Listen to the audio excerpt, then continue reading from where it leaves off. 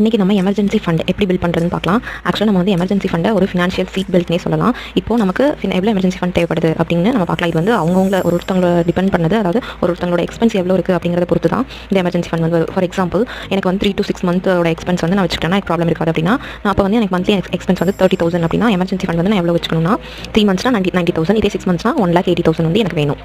So emergency fund வந்து ஒரு சேஃபான, ஈஸியாக லிக்விடிட்டி பண்ணுற, ஈஸியாக ஆக்சஸபிளாக இருக்க ஒரு இதில் தான் வந்து நம்ம வச்சிருக்கணும். இதை வந்து ஸ்டாக் மார்க்கெட்லையோ இல்லை ரியல் எஸ்டேட்டில் இல்லைனா ஏதாவது லாக்கிங் ஸ்கீம்ஸ் எல்லாம் போட்டு வச்சோம்னா நமக்கு வந்து ஈஸியாக அவசர தேவைக்கும் போது நம்ம எடுக்க முடியாது. இதை எப்படி நம்ம பில்ட் பண்ணலாம் அப்படின்னு பார்த்தீங்கன்னா, டார்கெட் அமௌண்ட் வந்து கரெக்டாக ஃபிக்ஸ் பண்ணுங்க. எவ்வளோ அமௌண்ட் வேணும், எவ்வளோ செலவுக்கு தேவையான அமௌண்ட் வேணுங்கிறத ஃபிக்ஸ் பண்ணிவிட்டு மந்த்லி நீங்கள் வந்து எவ்வளோ போடணும் அப்படிங்கிறத யோசிச்சுக்கோங்க. எவ்வளோ சீக்கிரமாக உங்களுக்கு தேவை அப்படிங்கிறத யோசிச்சுட்டு போட்டுக்கோங்க. அப்போ தான் வந்து உங்களுக்கு எமர்ஜென்சி தேவைப்படும் போது நீங்கள் ஈஸியாக எடுத்து யூஸ் பண்ணுற மாதிரி இருக்கும். அதுக்கப்புறம் பார்த்தீங்கன்னா, உங்களுக்கு ஏதாவது போனஸ் அந்த மாதிரி வரும்போது நீங்கள் அதை வந்து இதில் போட்டிங்கன்னா உங்களுக்கு சீக்கிரமாக அதை சேர்த்துறது கம்ப்ளீட் ஆகும். தனியாக ஒரு அக்கௌண்ட் வச்சு மெயின்டைன் பண்ணுங்கள்.